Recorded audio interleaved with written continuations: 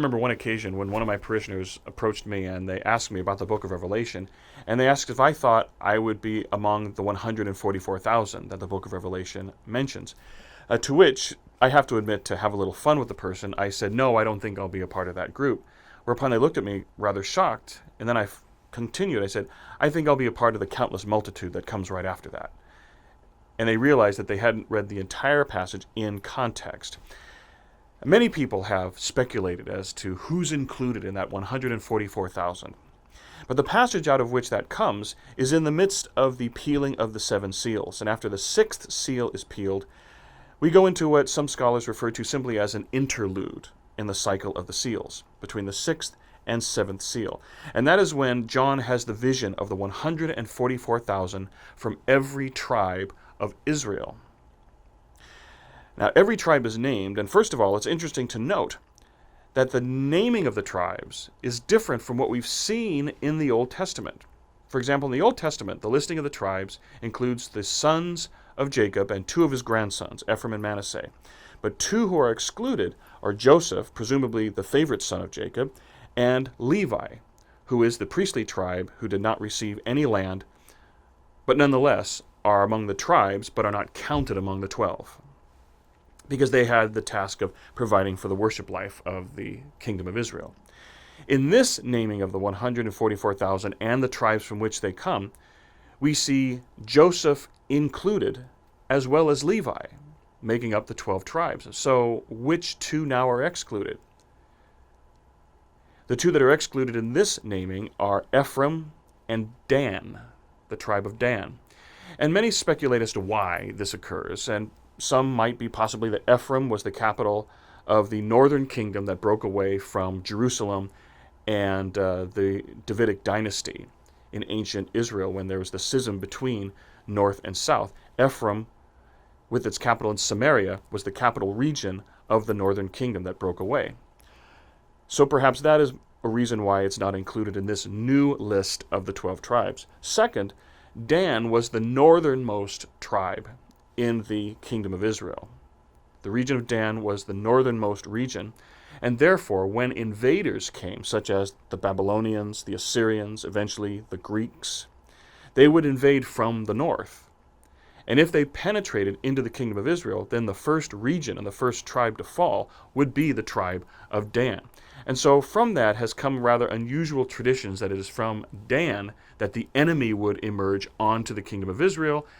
And applying it to the Christian faith, Dan is where we would see the proverbial Antichrist emerging from the tribe of Dan.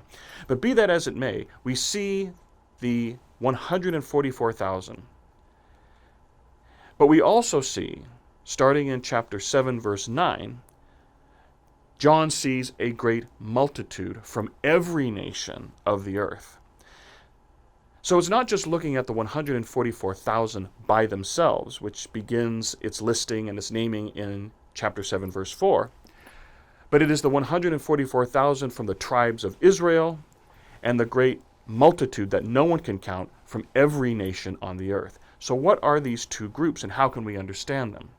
Not so much who's included in them, but what they might represent in this interlude vision in the midst of the peeling of the 7 seals. Well, there are a number of ways we could look at them that are perfectly conducive to Christianity. First of all, the 144,000 is named as from the tribes of Israel. The multitude is from every nation on the earth. So the 144,000 could make reference to the faithful descendants of the tribes of Israel, while the multitude would be the faithful followers of Christ, whose apostles went out to make disciples of all the nations. It could also be that the 144,000 represent the holy men and women of the Old Covenant, the covenant God has with his holy people. And the multitude would be the holy men and women of the New Covenant, the Christian covenant. The 144,000 from every tribe could refer to the Jewish converts to Christianity, while the multitude could refer to the Gentile converts of Christianity. The 144,000, again from every tribe of Israel, could refer to the church as the heir to the continuation of Israel, while the countless multitude could refer to the church reaching out to all the nations.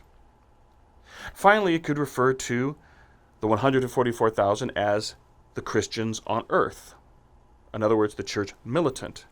And the countless multitude could be the faithful departed who are in heaven, the church triumphant. Any of these could be conducive interpretations, which we would never know for sure without getting inside the mind of the author itself. But it's not meant to be an exclusive group of people who are going to make it to heaven as opposed to people who aren't. There's the 144,000 and the countless multitude. But what's important is to note the detail. 144,000 from the tribes of Israel and the multitude from every nation. And what it does is encompass all those who are faithful followers of Christ, who will be clothed in white and who will enjoy the rewards for their fidelity to the covenant that God had with his holy people, and especially to the covenant that we now share in the triumph of Jesus Christ.